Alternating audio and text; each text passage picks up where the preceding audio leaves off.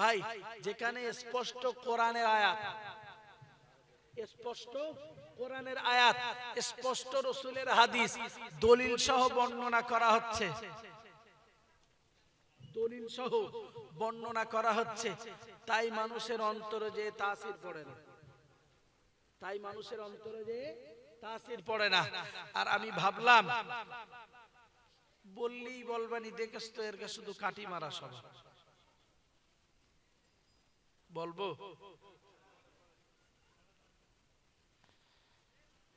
যদি ভাবে যে দুটো চারটে কি 10টা গজল শুনবে, মানুষকে যদি হেদায়েত করব মনে করি, তাহলে বসিরহাট হুজুর কেবলা আর দরগাপুরি হুজুর কেবলা, হাফেজ সাহেব হুজুর কেবলা, শামসুর রহমান সাহেব হুজুর, এলেম বক্স সাহেব হুজুর, তারপরে আবুল হোসেন সাহেব হুজুর, নাওয়ারাল্লাহু মারকাদাহুম, তাদের আর ওয়াজ করার কি দরকার ছিল?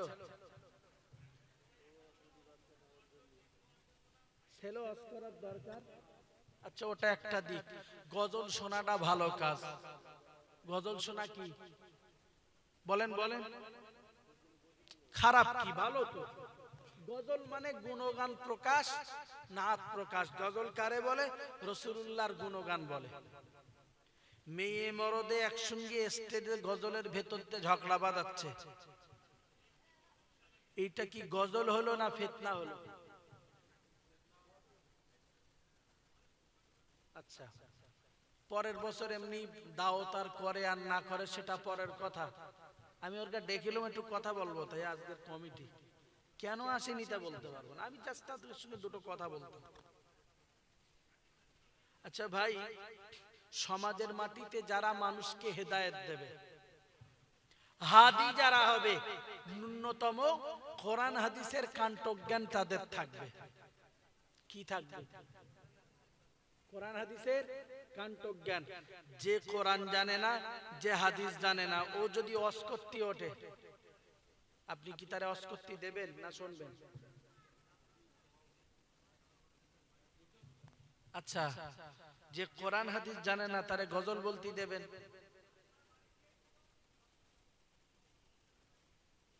ও তো এসে সাজেছে এইটাই যে আমি দ্বীনের একজন ধারক বাহক।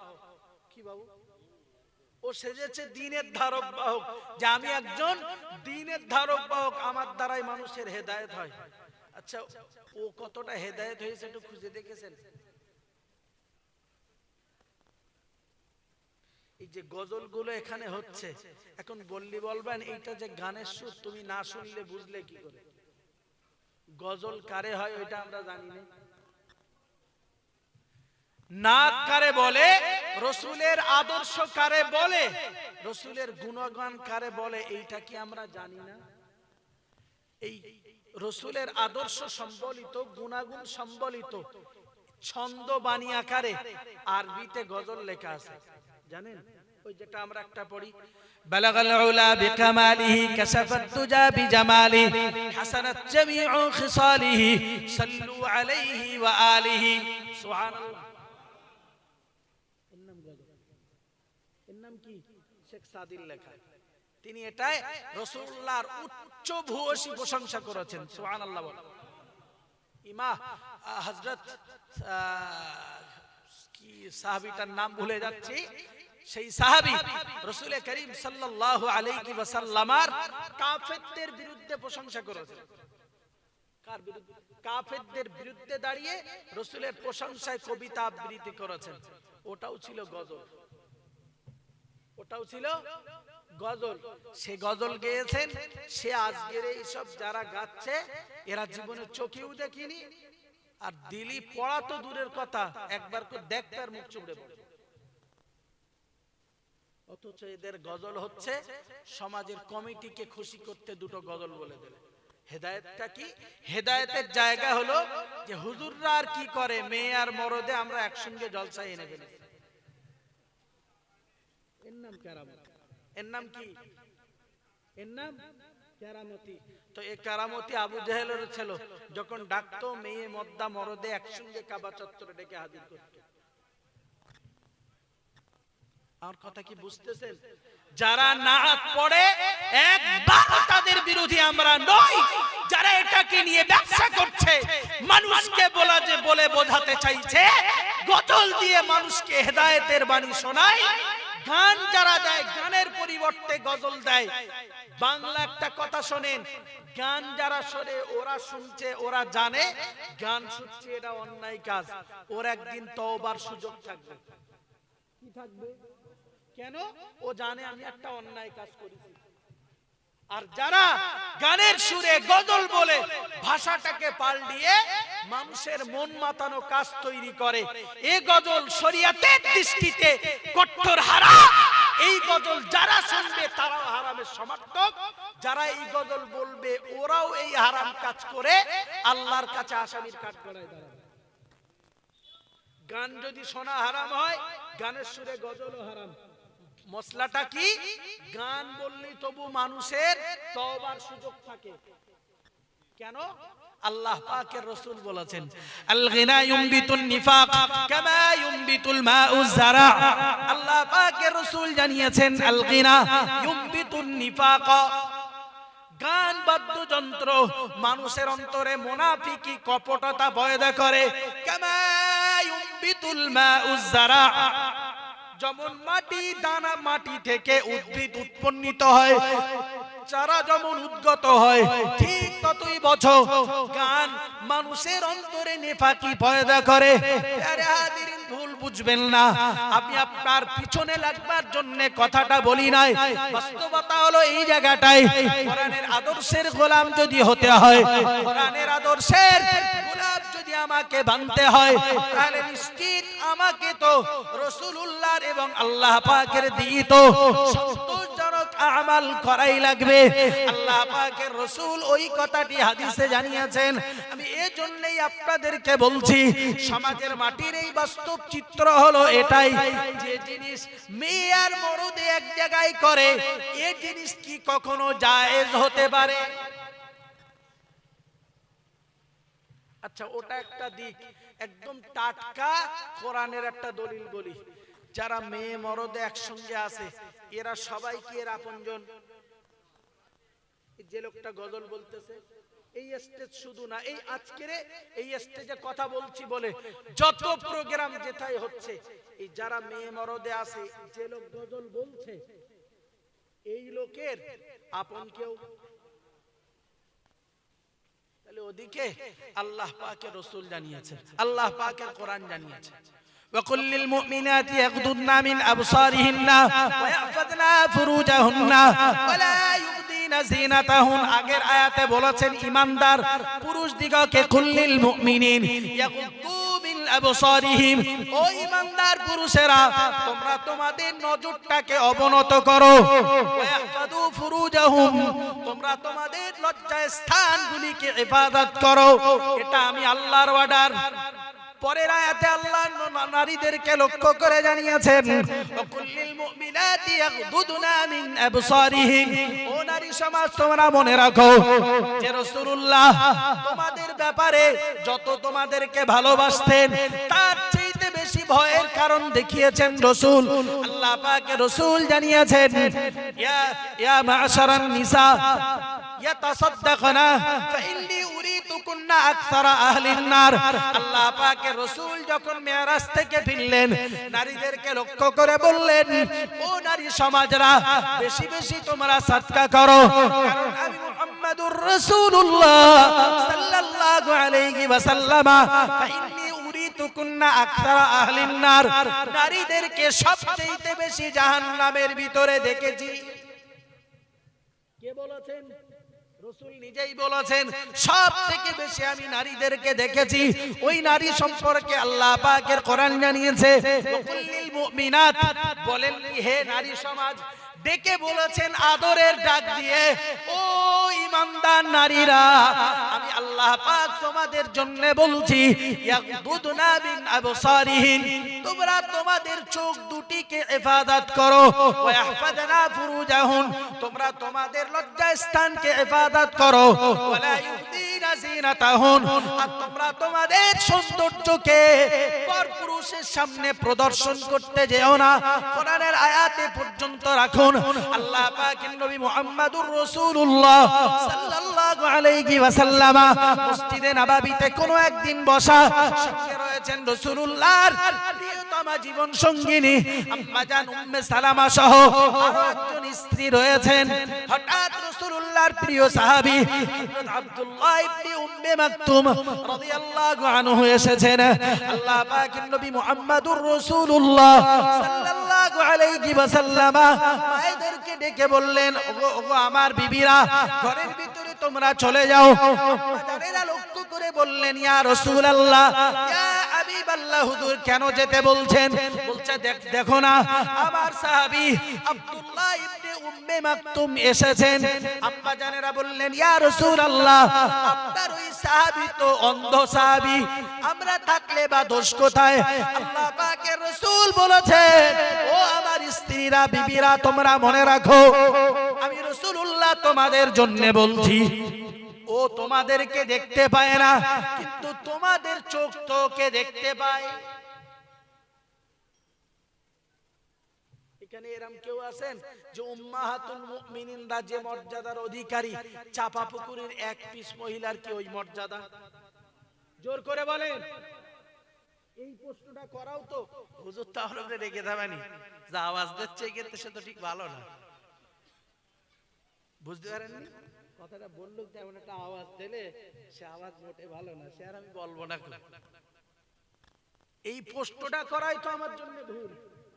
আমি ওই মায়েদের দুশমন না, আমি ওই মায়েদের দুশমন নাই, আমি রাসূলের আদর্শের কথা বলছি। বিবিদেরকে এই কথা বলেছেন, আপনার জন্য কি বলবেন? আপনার জন্য কি বলবেন? বলেন বলেন, আমার এই কথা বলা কি অন্যায় হবে? এই হচ্ছে পর্দার বিধান। কারা ওরা হয় মাইকে আসুক, না চুপ করো।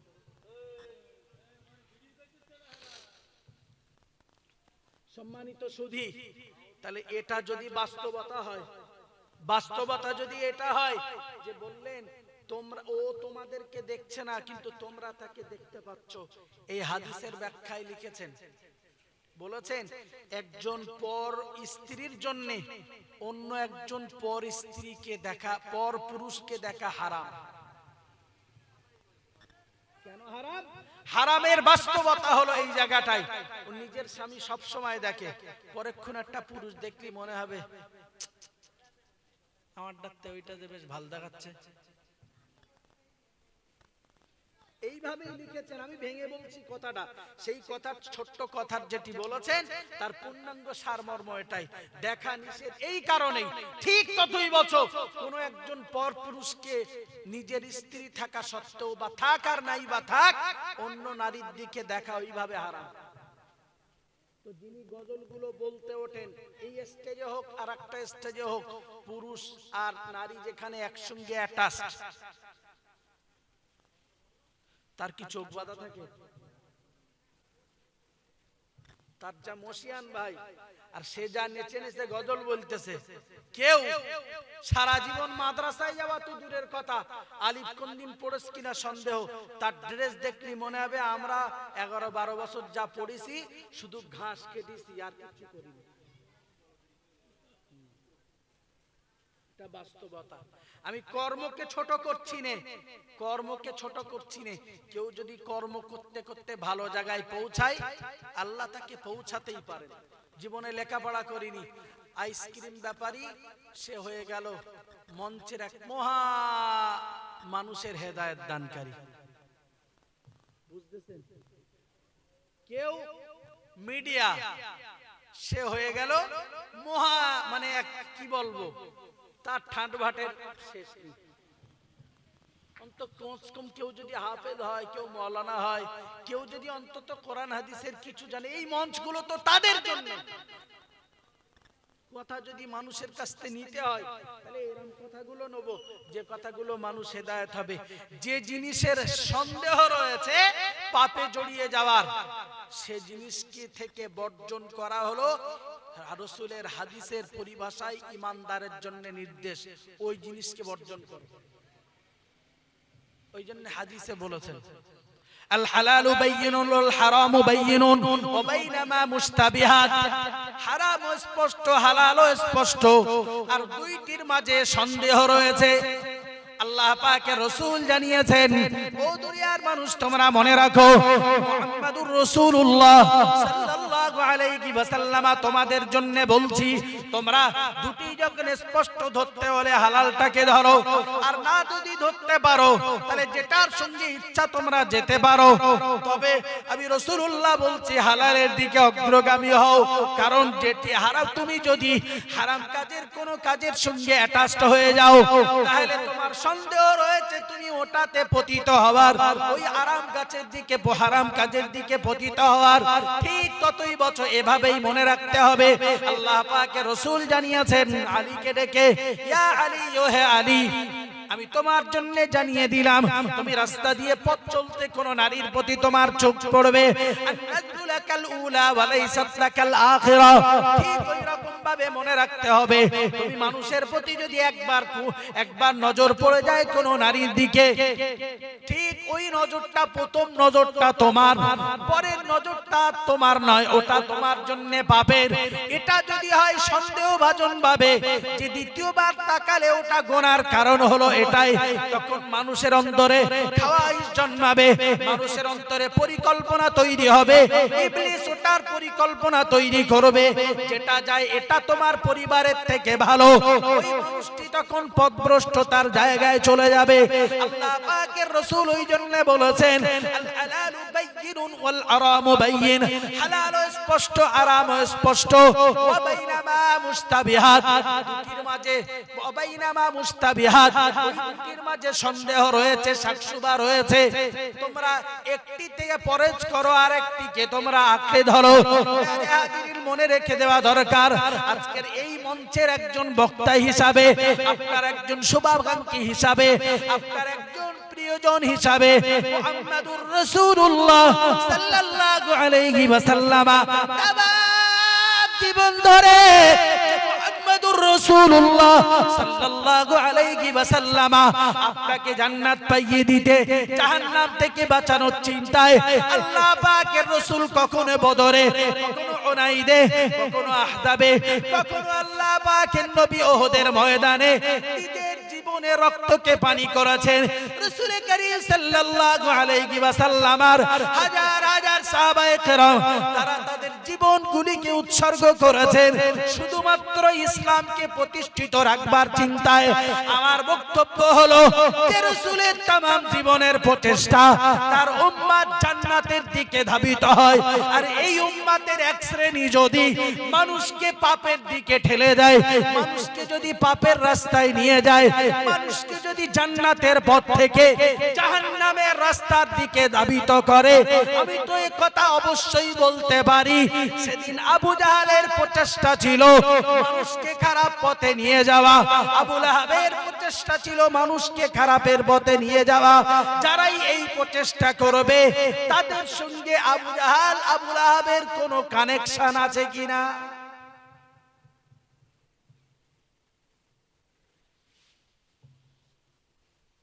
কথাটা শুনতে খারাপ, কিন্তু কর্মটা করতে তো মনে কষ্ট হয় না?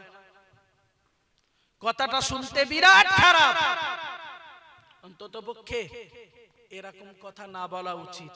আমি একবার না 10 বার ক্ষমা চেয়ে নেব, কিন্তু তাদের যে পরিকল্পনা ছিল, আমার পরিকল্পনা যদি আজকে এই হয়। আল্লাহ পাকের রাসূল জানিয়েছেন, ও দুনিয়ার মানুষ তোমরা মনে রাখো, লা ইউমিনু আহাদুকুম হাত্তা ইউহিব্বা লিআখি মা ইউহিব্বু লিনাফসিহি আও কামা ক্বালা আলাইহিস সালাম। দয়ার নবী মুহাম্মাদুর রাসূলুল্লাহ সাল্লাল্লাহু আলাইহি ওয়াসাল্লাম হাদিস শরীফের ভিতরে জানিয়ে দিয়েছেন, ও সাহাবীরা তোমরা মনে রাখো, লা ইউমিনু আহাদুকুম, তোমাদের ভিতরে ভিতরে এই মানুষগুলো কি নারী আর কি পুরুষ, তত সময় পর্যন্ত কামিল মুমিন হতে পারবে না, কামিল মুমিন হতে পারবে না। যত সময় পর্যন্ত নিজের জন্য যা পছন্দ করে অন্যের জন্যও তাই যদি পছন্দ না করে, নিশ্চিত সেটি হলো ভালো জিনিস। আমার নিজের জন্য যা পছন্দ করব অন্যের জন্য তাই আমার পছন্দ করা উচিত।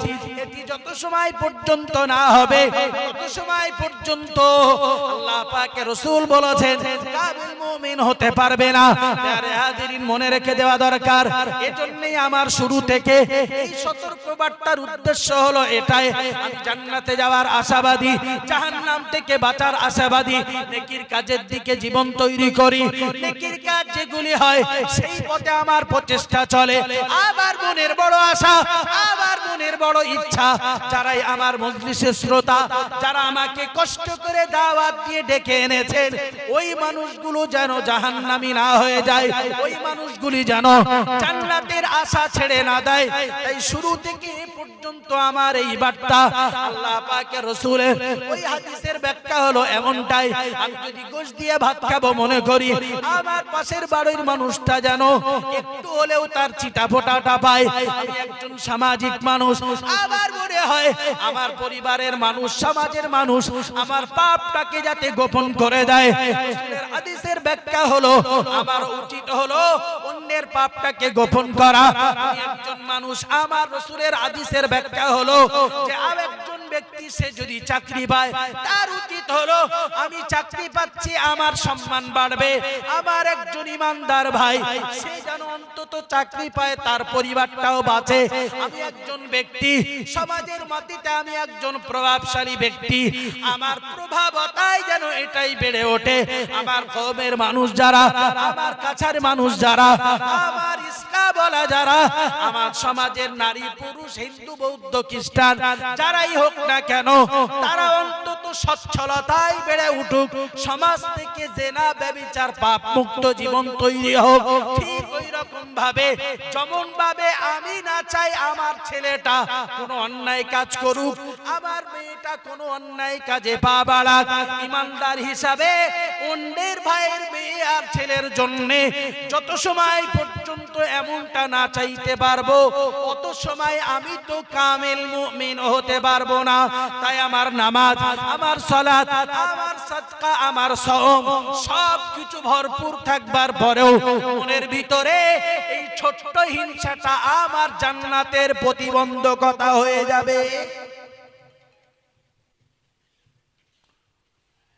আমার কথা কি বুঝতেছেন? একদম শেষ কথা এটাই, আমি হুজুরকে আনবার জন্য নিবেদন করছি, লা ইউমিনু আহাদুকুম, তোমরা ততক্ষণ কামিল মুমিন নাও হাত্তা ইউহিব্বা লিআখি, তোমার ভাইয়ের জন্য যত সময় পছন্দ না করবে ওই জিনিস, মা ইউহিব্বু লিনাফসি, নিজের জন্য যা তুমি ভালোবাসো। আমিও চাই আমার এই ভাইগুলো জান্নাতে যাক, আমিও চাই আজকের এই সভা মানুষের জন্য জান্নাতে যাওয়ার কারণ হোক। আমিও চাই আমার এই গ্রামের যত যুবক মায়েরা, নারী পুরুষ নির্বিশেষে সবাই সংঘবদ্ধভাবে দ্বীন ইসলামকে মেনে আল্লাহর দয়ার জান্নাতে যাক। কি আপনারা চান না? সবাই মিলে বলেন, চান কি চান না? আমার কষ্ট করা বক্তব্যের অর্থ এটাই। আজকের গোটা সমাজ মুসলমানদেরকে পিষ্ট করছে, যে দিক থেকে পেচ্ছে মাথায় কাঁঠাল রেখে কোষ তুলে খেয়ে বেরিয়ে যাচ্ছে। বাস্তব না অবাস্তব? জোর করে বলেন। কেউ মুসলমানদের আছে? কেউ আছে? আল্লাহ ছাড়া মুসলমানদের কেউ নেই। আল্লাহ ওটাই বলেছেন, আল্লাহু ওয়ালিয়ুল্লাযীনা আমানু, আল্লাহ ঈমানদারদের বন্ধু, অভিভাবক। সবাই মিলে সুবহানাল্লাহ বলেন। সামনে পিছনে যারা, দূরে যারা, যে সবাই মুহাব্বত করে বলেন সুবহানাল্লাহ।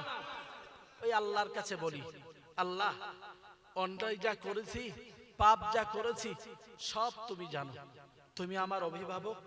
আমি কোন পথে গেলে, কোন পথে চললে, কোন পথ ধরলে আমি অন্তত তোমার জান্নাতে যেতে পারবো, আমার ইজ্জত মসজিদ মাদ্রাসা ঈদগাহ কবরস্থান বাঁচবে, সেই পথ তুমি আমাকে দান করো।